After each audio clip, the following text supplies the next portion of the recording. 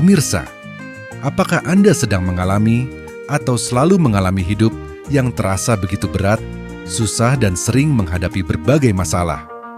Baik masalah finansial, pekerjaan, keluarga, atau masalah-masalah lainnya. Oleh karena itu, simak tayangan ini sampai selesai. Saya akan menunjukkan kepada Anda faktor-faktor apa saja yang ada pada diri Anda yang menjadi sebab munculnya kehidupan Anda yang serba sulit dan kekurangan tersebut.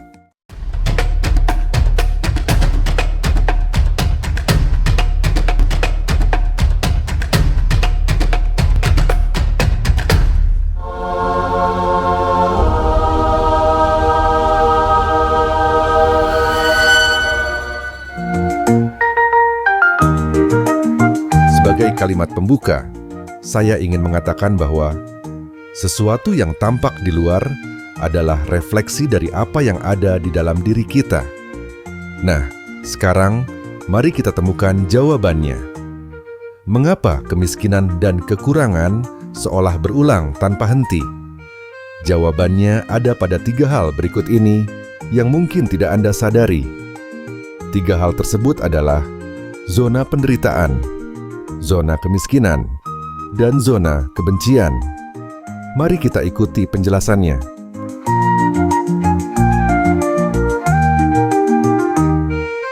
Pertama, zona penderitaan.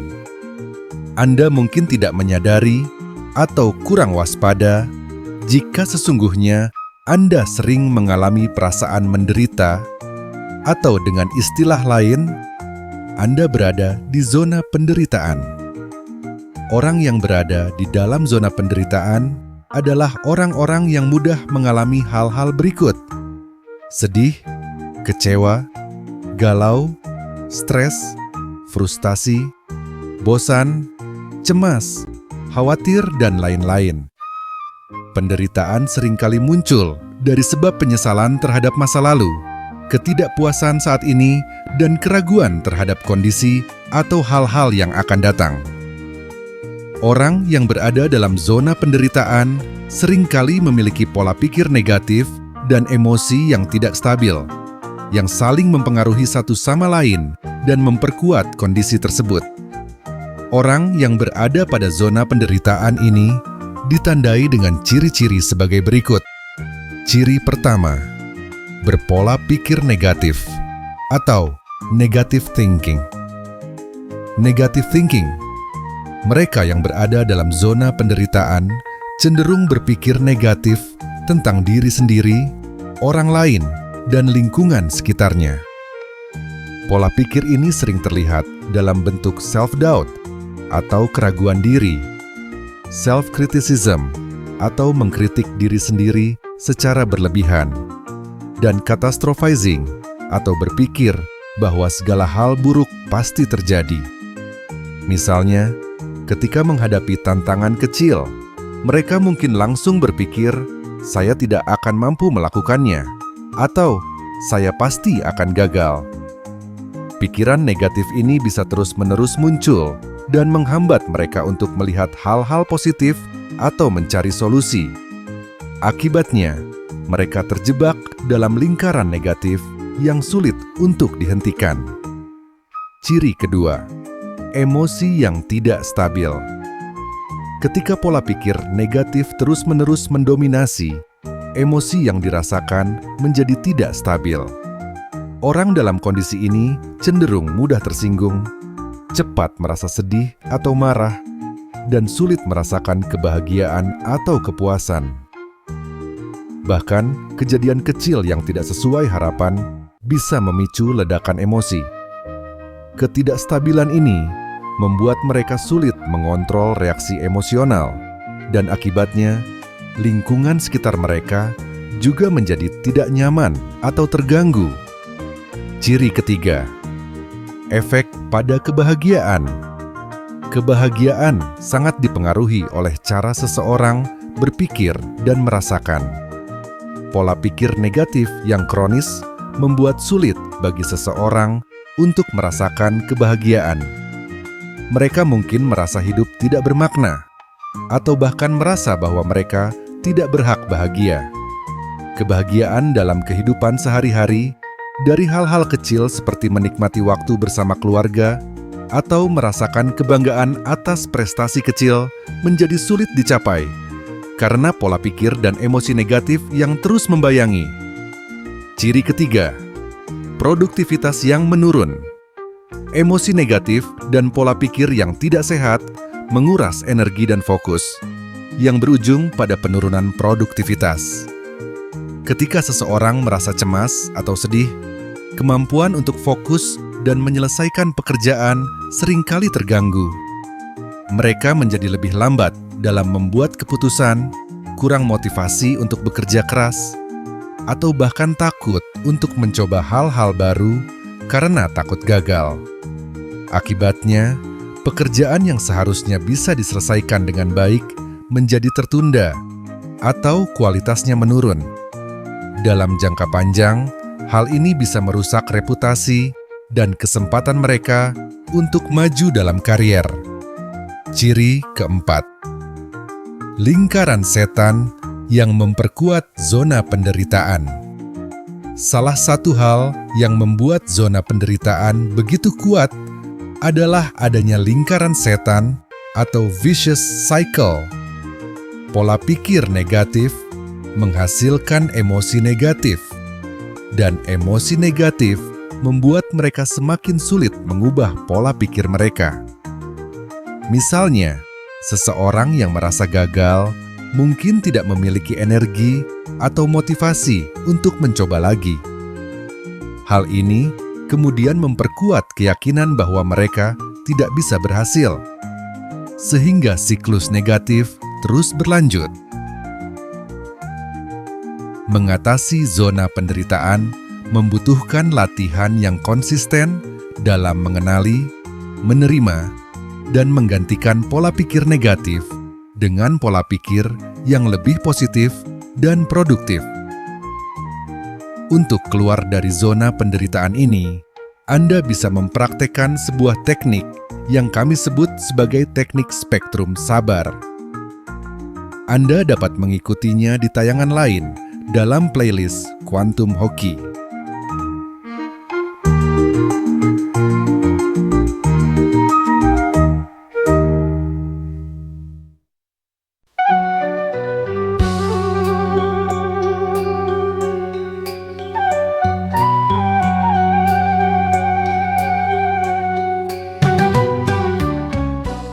Kedua, zona kemiskinan. Zona kemiskinan sesungguhnya mudah dirasakan.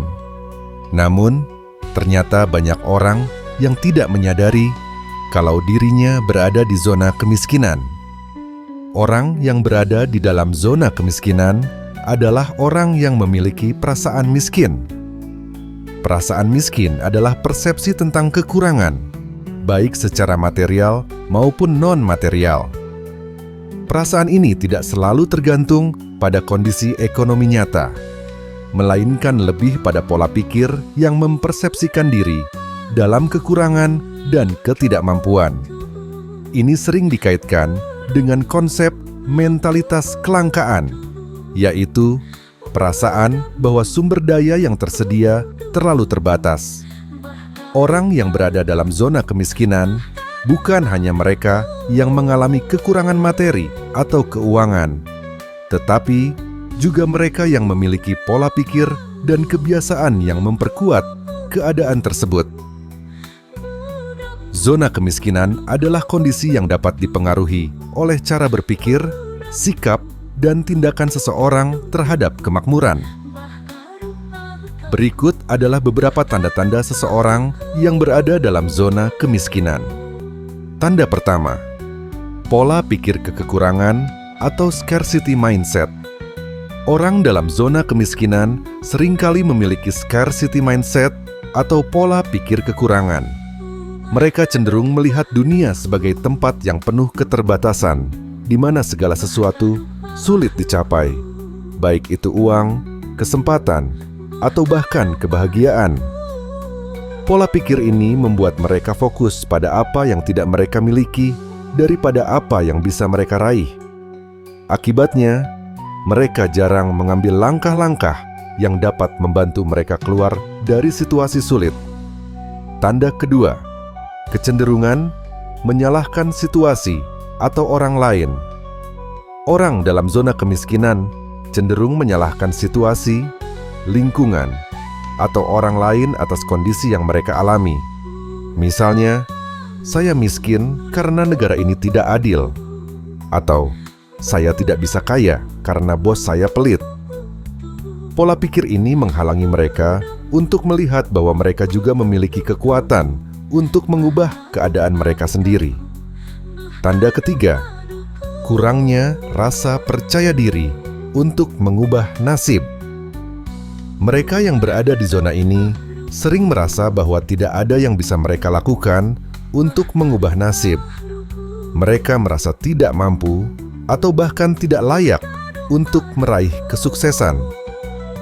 Ketika kesempatan datang, mereka sering ragu untuk memanfaatkannya atau berpikir bahwa mereka pasti akan gagal. Tanda keempat, kebiasaan yang tidak produktif. Orang dalam zona kemiskinan biasanya memiliki kebiasaan yang tidak mendukung kemajuan finansial atau pengembangan diri. Misalnya, mereka mungkin cenderung menghabiskan uang untuk kebutuhan jangka pendek daripada berinvestasi untuk masa depan. Tidak tertarik untuk belajar atau meningkatkan keterampilan, dan tidak disiplin dalam mengatur keuangan.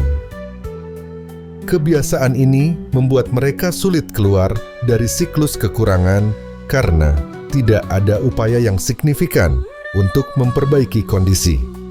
Tanda kelima, takut mengambil risiko. Orang yang berada dalam zona kemiskinan seringkali takut mengambil risiko karena khawatir akan kehilangan apa yang sudah mereka miliki, meskipun nilainya kecil. Mereka lebih memilih bertahan dalam keadaan yang mereka kenal, meskipun keadaan tersebut sulit, daripada mencoba sesuatu yang berpotensi memperbaiki kondisi.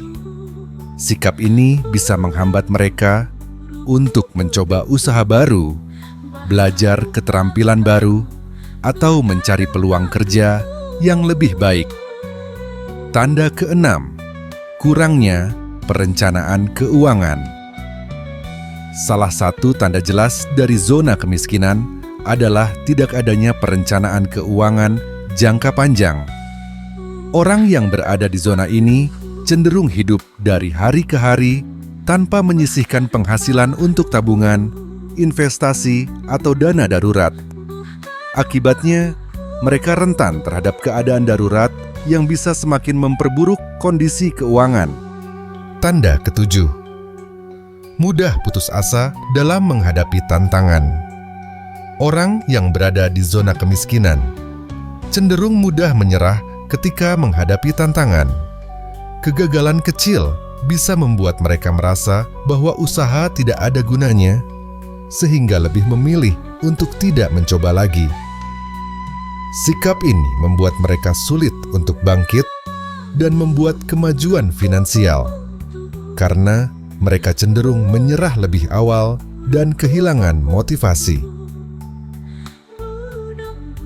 Tanda kedelapan, kurangnya rasa syukur.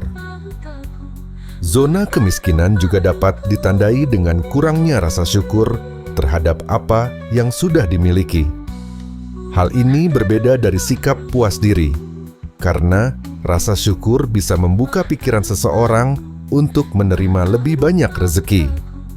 Ketika rasa syukur rendah, pola pikir kekurangan menjadi semakin kuat, membuat seseorang lebih sulit untuk meraih kemakmuran. Mengatasi zona kemiskinan memerlukan perubahan pola pikir, kebiasaan, dan tindakan yang signifikan. Guna membantu Anda keluar dari zona kemiskinan, praktekkan sebuah teknik yang kami namakan sebagai The Power of Syukur, yang bisa Anda pelajari di playlist Quantum Hoki.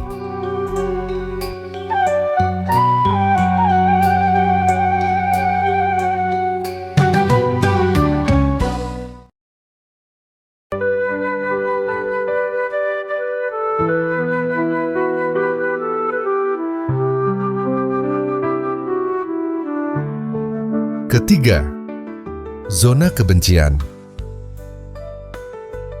Orang yang berada di zona kebencian sangat sulit untuk menyadarinya. Hal ini karena mereka selalu mengelak dan bersembunyi di balik dalih. Mereka tidak mau dibilang kalau dirinya membenci sesuatu karena merasa kata-kata itu terlalu tinggi derajatnya. Kalaulah tidak mau dikatakan benci, Anda bisa menyebutnya dengan kata tidak sinkron atau tidak bisa menerima. Kebencian yang paling berpengaruh terhadap kesuksesan seseorang dalam meraih kekayaan atau keberlimpahan adalah kebencian terhadap uang, kekayaan, orang kaya, dan kehidupan. Orang yang berada dalam zona kebencian terhadap uang, kekayaan, orang kaya, atau kehidupan sering memiliki pola pikir dan perasaan negatif yang kuat.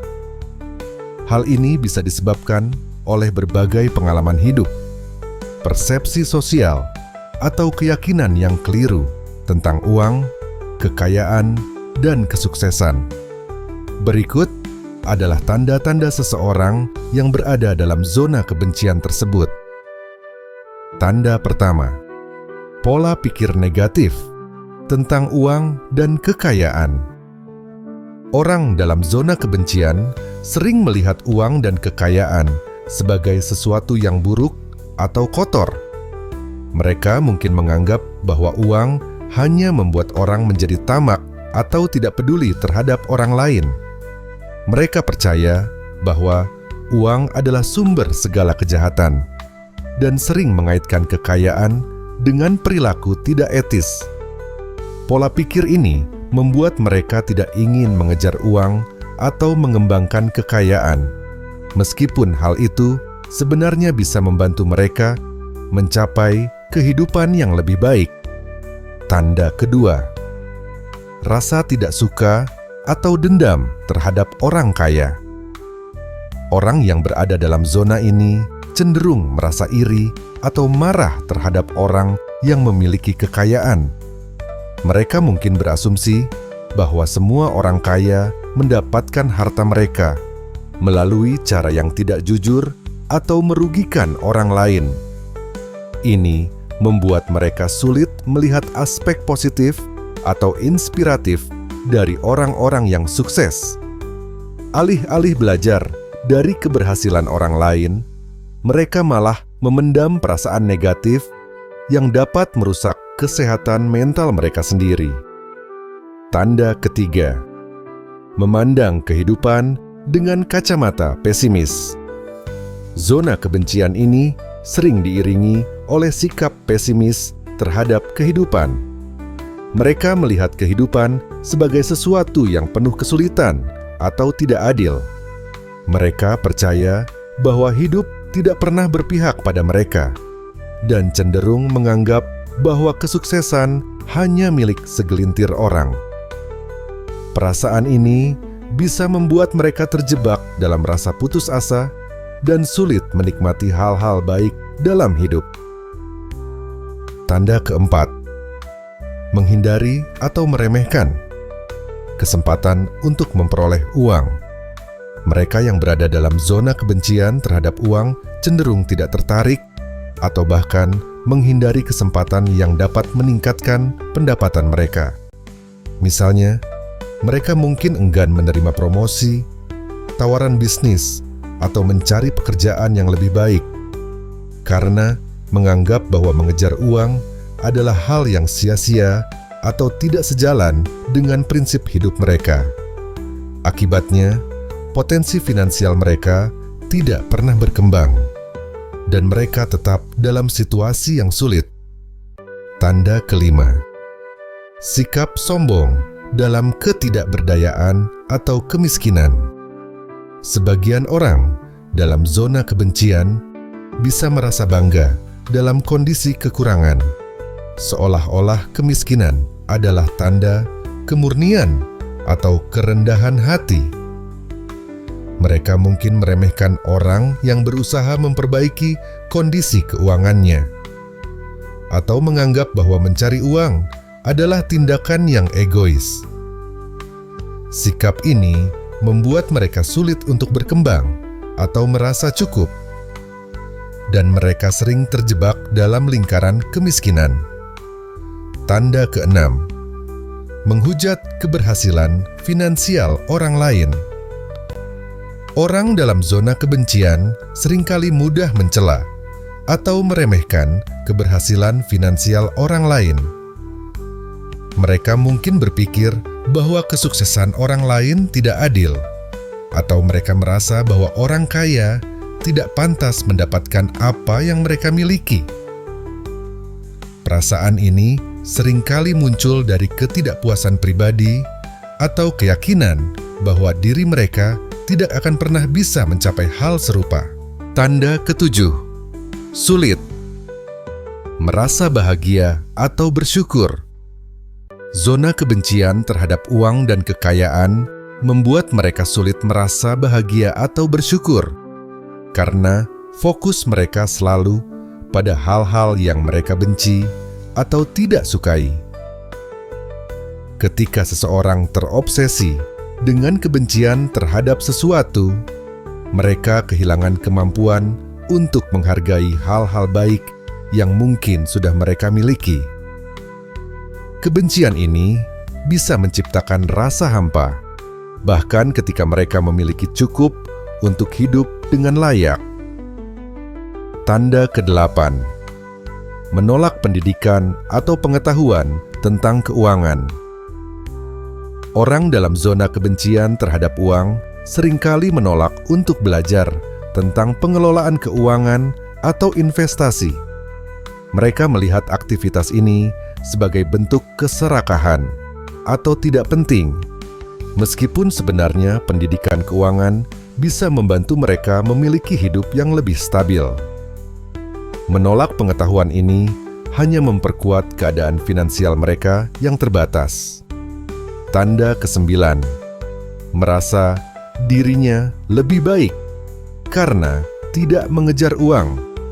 Sebagian orang dalam zona kebencian merasa bahwa mereka lebih bermoral atau lebih baik dari orang lain karena tidak mengejar uang atau kekayaan. Mereka mungkin berpikir bahwa mencari uang adalah tanda ketidakjujuran atau kelemahan, sehingga menempatkan diri mereka di atas orang-orang yang sukses finansial. Sikap ini menciptakan jarak dengan orang-orang lain dan menghalangi mereka untuk belajar dari orang-orang yang memiliki pencapaian finansial. Mengatasi zona kebencian terhadap uang dan kekayaan memerlukan perubahan pola pikir yang signifikan. Memahami bahwa uang adalah alat yang netral dan dapat digunakan untuk kebaikan bisa menjadi langkah awal yang penting. Untuk keluar dari zona kebencian, Anda bisa memanfaatkan panduan singkat melalui tayangan kami yang berjudul Tangga Ikhlas. Silahkan dicari di playlist Quantum Hoki.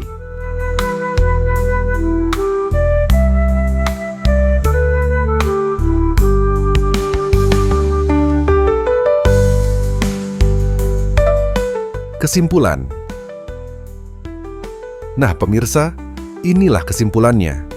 Mengapa fakta kehidupan Anda susah, hidup serba kekurangan, dan bahkan bisa dikatakan hidup dalam garis kemiskinan? Itu semua karena di dalam diri Anda ada faktor-faktor penyebabnya. Sebabnya adalah Anda berada pada 3 zona ini: zona penderitaan, zona kemiskinan, dan zona kebencian. Berada di dalam salah satu zona saja bisa berakibat buruk pada pencapaian kesuksesan. Apalagi jika Anda berada di dalam 3 zona di atas sekaligus. Jadi, jika Anda ingin merubah hidup Anda ke kondisi yang lebih baik, hidup berjalan lebih lancar dan mudah dalam segala hal, maka Anda harus keluar dari 3 zona tersebut. Ikuti terus channel ini dengan menyaksikan tayangan-tayangan lainnya.